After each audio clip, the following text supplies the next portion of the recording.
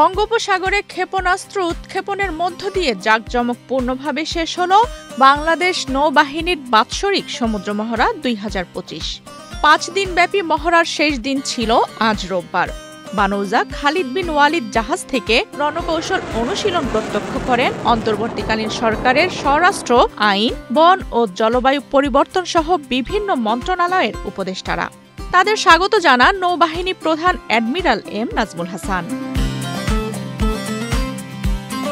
এ বছরের মহড়ায় অংশ নেয় নৌবাহিনীর frigate, corvette, OPV, minesweeper, patrol craft ও মিসাইল বোট সহ উল্লেখযোগ্য সংখ্যক যুদ্ধজাহাজ। এক্সট্রিম মশার কয়েল প্ল্যান্ট ফাইবার দিয়ে তৈরি, তাই সহজে ভাঙে না, সুগন্ধিযুক্ত ও নিরবিচ্ছিন্নভাবে জ্বলে। ডেঙ্গু, চিকুনগুনিয়া বাহি সহ যে কোনো মশার বিরুদ্ধে দেয় এক্সট্রিম সুরক্ষা। পাশাপাশি মেরিটাইম পেট্রোল, এয়ারক্রাফট, হেলিকপ্টার ও বিশেষায়িত সোয়ার্টস অংশগ্রহণ করে। বাংলাদেশ বিমান বাহিনী ও কোস্টগার্ড সহ অন্যান্য মেরিটাইম সংস্থাও মহড়ায় সমর্থন প্রদান করে।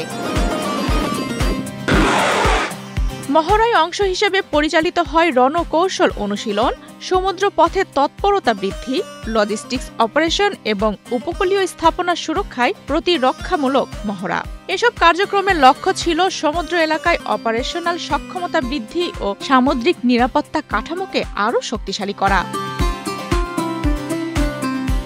চূড়ান্ত দিনে ক্ষেপণাস্ত্র উৎক্ষেপণ, shoulder launched surface two air missile firing, anti air rapid open firing, rocket depth charge firing, UAV operation এবং নৌ কমান্ডারদের HVBSS অনুশীলন অনুষ্ঠিত হয়।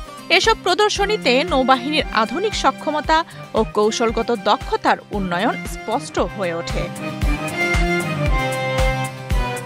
নৌবাহিনীর এই বাৎসরিক মহড়ার মূল লক্ষ্য ছিল সমুদ্র এলাকায় দেশের সার্বভৌমত্ব ও নিরাপত্তা নিশ্চিত করা, সমুদ্র সম্পদ ও জীববৈচিত্র্য রক্ষা, চোরাচালান ও জলদস্যুতা দমন এবং নৌ সদস্যদের পেশাগত দক্ষতা বৃদ্ধি।